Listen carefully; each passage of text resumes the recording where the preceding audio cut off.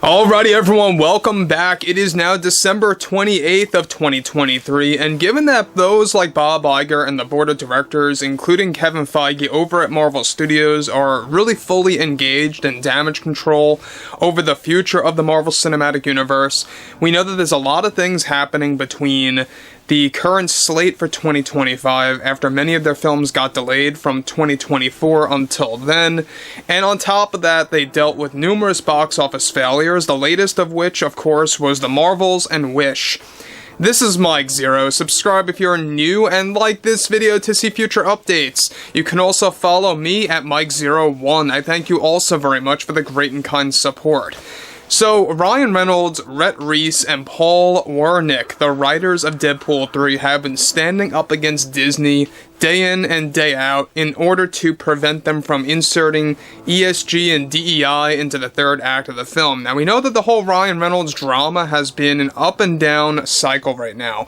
We know that it's been a very big emotional roller coaster for the cast and crew, and that's exactly why this movie faces a potential delay from July of 2024 until the fall if things keep going this route. Now, what's interesting about all of this has a lot to do with the whole firing situation revolving around Ryan Reynolds. Now, not necessarily fired from Deadpool 3, but from various projects related to the Marvel Cinematic Universe. Let's get into all of this, shall we? Now, we already know that Ryan Reynolds was supposed to co-write numerous MCU projects related to both Phase 6 and Phase 7 that would revolve around mutant-era projects, and even cameos related to Wade Wilson, aka Deadpool. However, with the drama still happening between both Ryan and the Disney higher-ups over Deadpool 3, regardless of recent negotiations that were agreed upon between Reynolds and Disney, one major development has to do with Ryan's firing from Disney-related projects for the Marvel Cinematic Universe in the wake of the Deadpool 3 drama.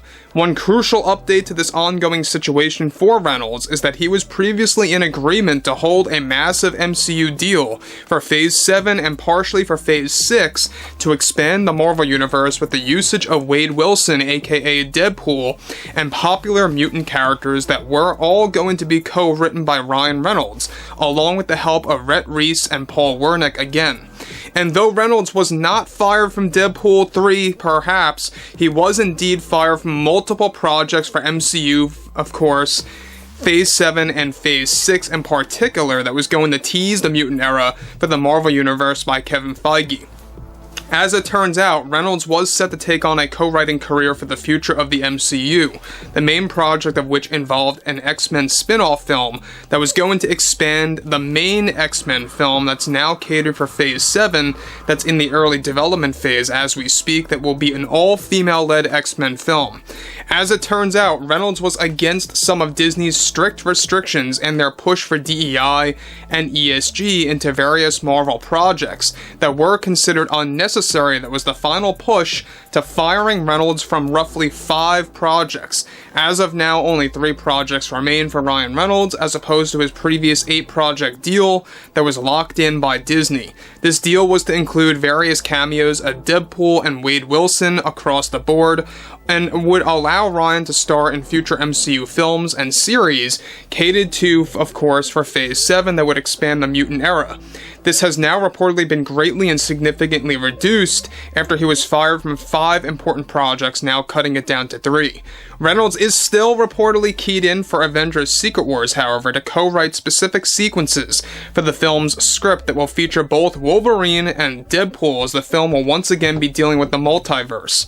However, even this offer is in danger now in light of the recent Deadpool 3 drama, with Ryan's push to exclude Iger's, of course, overusage of DEI into the third act of the film. Now, Reynolds, though, was not fired from Deadpool 3 specifically, and was only fired from these big projects that he had agreed before and previously with both Disney and Marvel Studios. Surprisingly, Kevin Feige is already attempting to reinstate Ryan Reynolds and his co-writing gigs after getting removed from those for Phase 7, as Kevin is coming to the realization, quite fast, that Marvel is in trouble and is in a delicate position. Ryan also was removed from a project that would introduce yet another another rated R MCU project under Disney for the later half of the decade. He was also supposed to co-write the main X-Men film that he was also fired/removed from by Bob Iger and those high up at Disney, as they aimed to hire writers that cater to the DEI agenda. Now, Ryan is reportedly desperately trying to get these opportunities reinstated with the help of Kevin as he begins to finish up filming for the third Deadpool film. Now guys, let me just say one thing about Kevin Feige, alright? Now, he is obviously only trying to help Ryan Reynolds because he's desperate. He's beginning to realize that Marvel is basically dead at this point, the way things are going.